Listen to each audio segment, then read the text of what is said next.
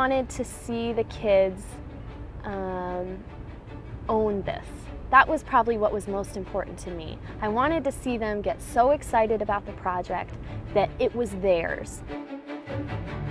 What I really wanted to see them learn is just maintain like a level of curiosity, you know, throughout, a growing level of curiosity, and then when they finished, to have that curiosity continue. So we worked with students that lived in the Northpointe Housing and Urban Development Neighborhood Network Center, split them into 4 groups, 4 teams, 5 kids each, and they each built a community. And this was a community that was going to be on Mars. How do you actually create a sustainable society there, dealing with issues of food and soil, and what is the soil like there? And so it was really interesting to see the kids think about that and then just blossom with ideas, you know. But more than that, they had to think about how they were going to function as a community. And obviously, in order to do that, they had to look at their community on Earth. How does their community function on Earth? What would they do differently? How would they make it better?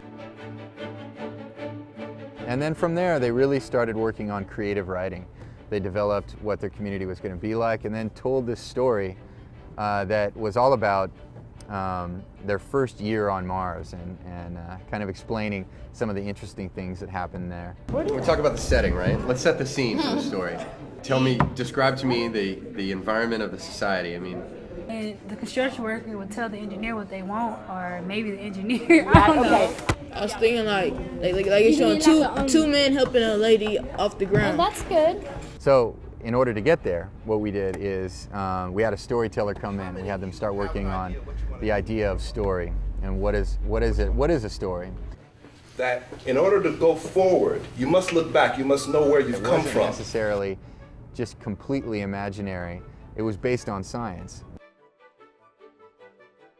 We brought in some scientists and engineers from JPL to talk about the science of Mars, and that science is what allowed them to build up this community that they had, and it really came out in their stories. You're going to have an expert on your team who's going to consult one JPL engineer or scientist on what materials to use.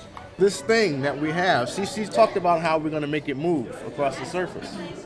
How are we going to make it carry stuff? The material of the tire, so it'll be able to move on Mars. Okay, so the material needs to be able to be compatible with transportation or motion on Mars, mobility on Mars. They were excited. They got involved. They saw math and science. They saw it. We opened up it was a new window in life that became open. Actually, Mars has a little bit of oxygen in it, but it's not enough to breathe in. At first I thought it was real hot, but I learned that it was cold and it had no atmosphere. I thought it had an atmosphere just like here on Earth, but it didn't. I learned about the polar caps in Mars. I never knew about that. And it actually has ice caps at the top. But since the dirt is contaminated with certain particles that are deadly to some things that prevent growth, we want to be able to control or grow anything there.